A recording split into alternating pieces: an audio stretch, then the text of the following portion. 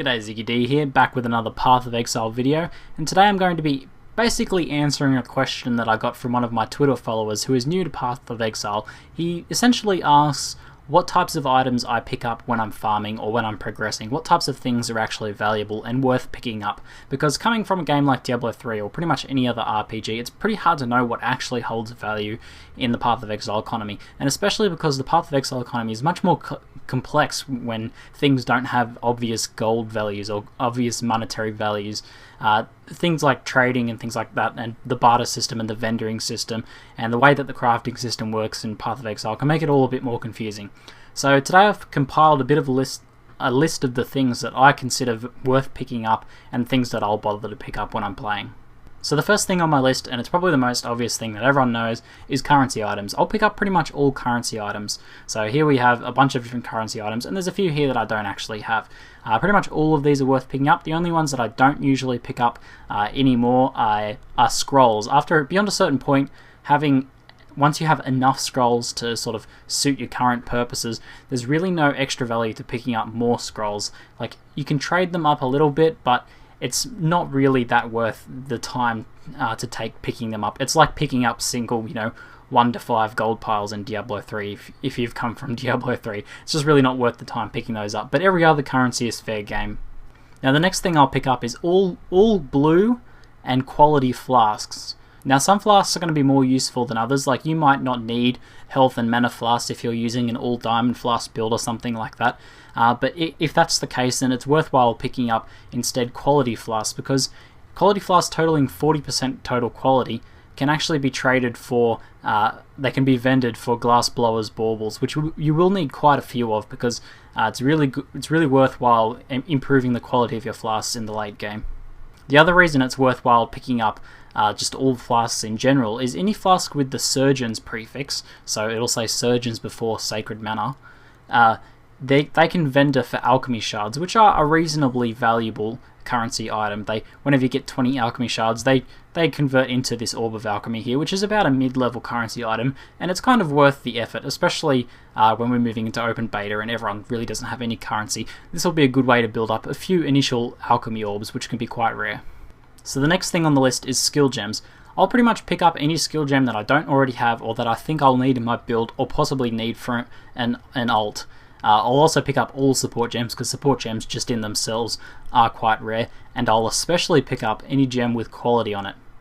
Now, quality gems are quite rare, and a good quality gem that is a popular gem type can actually be quite valuable in terms of trading. You can trade it to someone who's looking for quality, because it saves them a lot of gem cutters' prisons to be able to just get a quality gem straight away. You wouldn't roll an elemental weakness gem up to 6% quality with gem cutters' prisons. It just wouldn't make sense. So people are more willing to trade for one that already has a base amount of quality, especially if it's a higher roll, like more than 15%.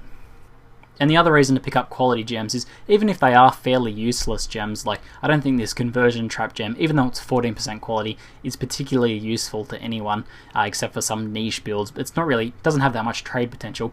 The same as flasks and armor and weapons. If you get 40% total quality, you can trade that for gem cutters' prisms, which are a fairly valuable currency item. So this might take a while to build up that many gems with that amount of quality, but if you're just picking them up whenever you come across them, eventually you're going to have a nice collection of sort of cruddy gems that you can trade to the vendor to get that GCP, which you can trade for something else then. So that's a good way to build up your character's wealth a little bit.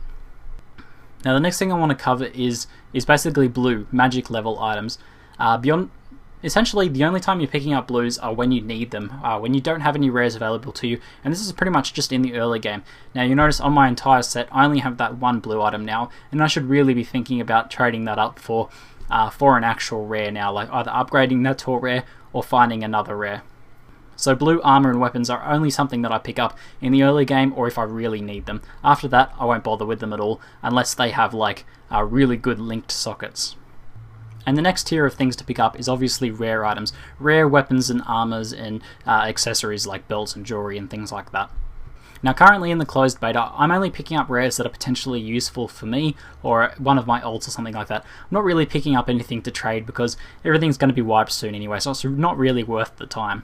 However, in open beta this will change, and I'll probably be picking up most rares then to either trade, keep, or vendor, because I'll really need to build up that wealth and build up a nice stash of items. So at the start of open beta, I'll probably be picking up most rares, and I'm sure most people will be.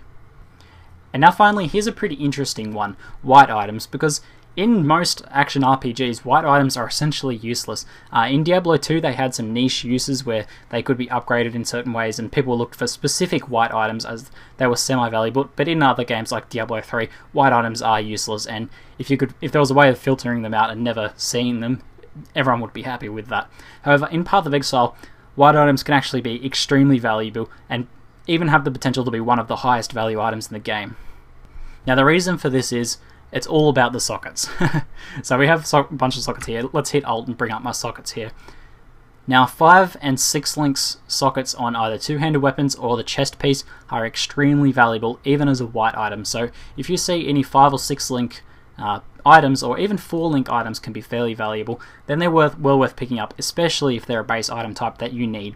This is because if you have a 5 or 6 linked socket item, it's much easier to roll that into a good rare than it is to try and roll a good rare into a well-linked item. It's just much easier to do.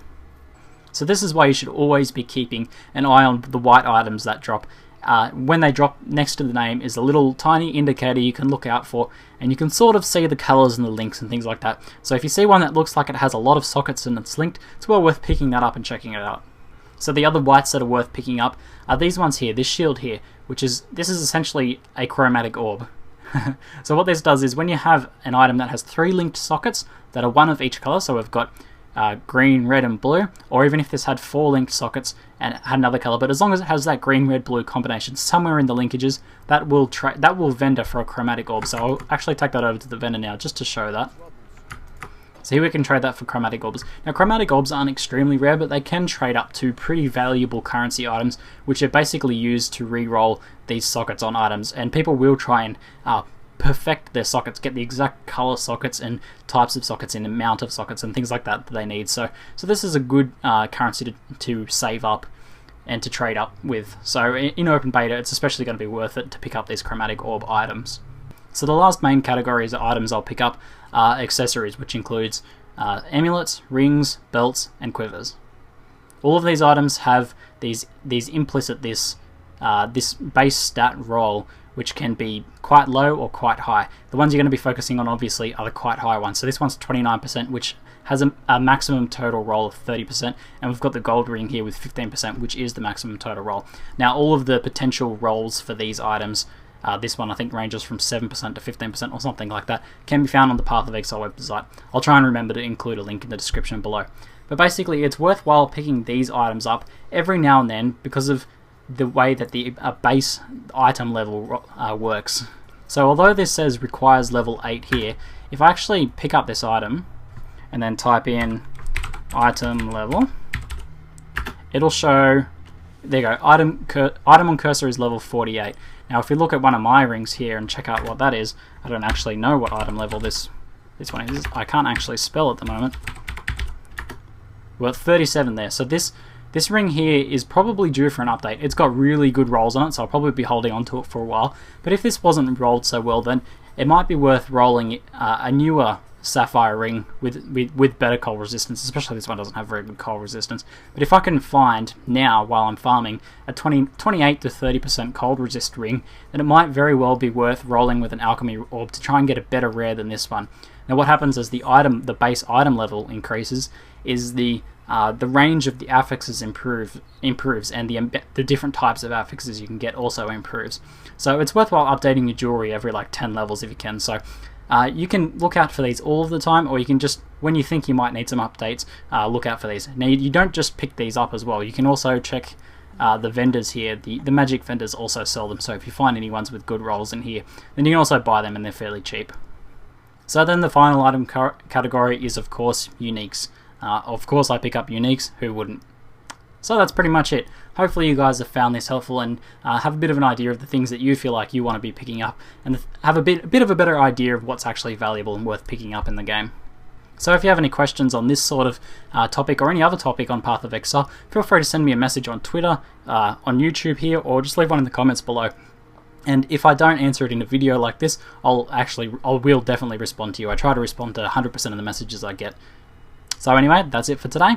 I'm ZiggyD, and thanks for watching.